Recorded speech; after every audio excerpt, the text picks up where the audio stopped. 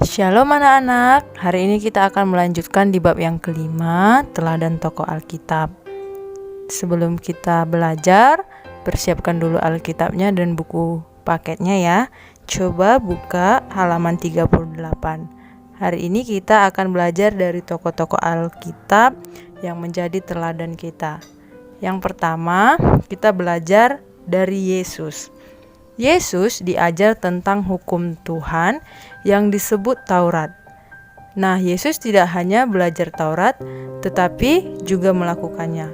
Seperti anak-anak Yahudi lainnya, Yesus juga diajar tentang hukum Tuhan dan ayahnya Yusuf yang mengajarnya sejak ia kecil.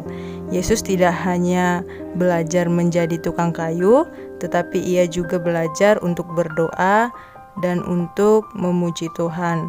Nah, di dalam Lukas 2 ayat 52, dan Yesus makin bertambah besar dan bertambah hikmatnya dan besarnya dan makin dikasihi oleh Allah dan manusia.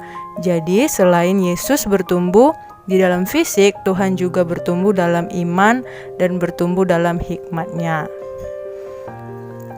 Nah, coba buka bukunya lagi di halaman yang ke-40, Ayah yang Mendidikku. Kita tahu bahwa Yesus memiliki ayah yang bernama Yusuf. Yusuf selalu mengajar Yesus dan mengasihinya. Yusuf adalah seorang tukang kayu, jadi Yusuf selalu mengajari dia untuk belajar menjadi tukang kayu. Tetapi selain itu, Yusuf juga mengajar untuk berdoa. Nah, Yesus sebagai anak selalu menaati perintah Allah dan perintah ayahnya. Nah, kita juga bisa belajar dari Samuel. Nah, pada waktu itu Samuel menjadi imam di Israel. Tetapi bangsa Israel mendesak Samuel agar diberikan raja. Raja itu akan memimpin mereka. Nah, si Samuel berdoa kepada Tuhan agar diberikan seorang raja. Maka Allah meminta Samuel mengurapi Saul dan Saul pun menjadi raja Israel. Adapun Daud adalah anak Isai. Ia tinggal bersama ayah dan saudara-saudaranya di Betlehem. Jadi setiap hari Daud menggembalakan domba milik ayahnya sambil bermain kecapi di padang rumput. Nah, Daud ini adalah anak yang tidak takut terhadap apapun selain takut akan Tuhan.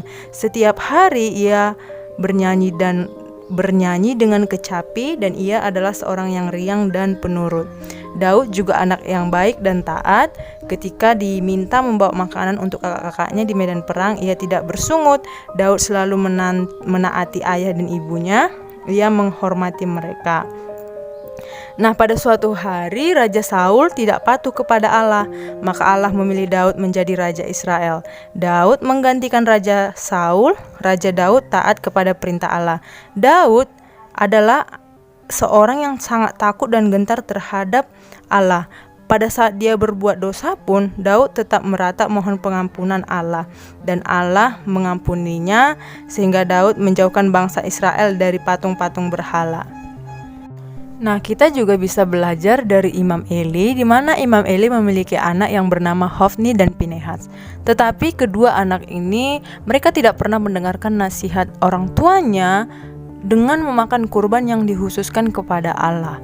Jadi Imam Eli memiliki anak yang tidak patuh terhadap dia. Nah, kita juga bisa belajar dari Esther. Nah, Esther ini adalah keponakan daripada Mordekai. Ia diasuh Mordekai sampai bertumbuh dewasa. Nah, suatu hari Esther terpilih menjadi ratu, yaitu menjadi istri Raja Ahasveros. Nah, suatu kali bangsa Yahudi atau Esther difitnah oleh Haman.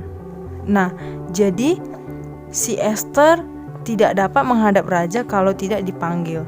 Esther bisa dihukum mati, maka semua orang Yahudi diperintahkan untuk berdoa puasa sebelum Esther menghadap raja. Nah, ternyata raja mengulurkan tongkatnya kepada Esther, artinya Esther tidak akan dihukum mati. Raja berkenan atas kedatangan Esther. Nah, berkat Esther, bangsa Yahudi selamat dari rencana jahat Haman. Ratu Ester mendengarkan perkataan Mordekai atau pamannya. Ia tidak takut mati, terlebih lagi ia dan seluruh bangsa Yahudi telah berdoa puasa. Jadi Ester adalah salah satu teladan yang dapat kita contoh bahwa dia sangat menghormati dan sangat mendengarkan daripada nasihat daripada pamannya, yaitu Mordekai. Nah, ini dulu yang bisa Miss jelaskan pada hari ini. Semoga kalian bisa belajar dari teladan-teladan tokoh Alkitab yang telah Miss jelaskan. Ini dulu yang Miss berikan. Shalom, Tuhan Yesus memberkati.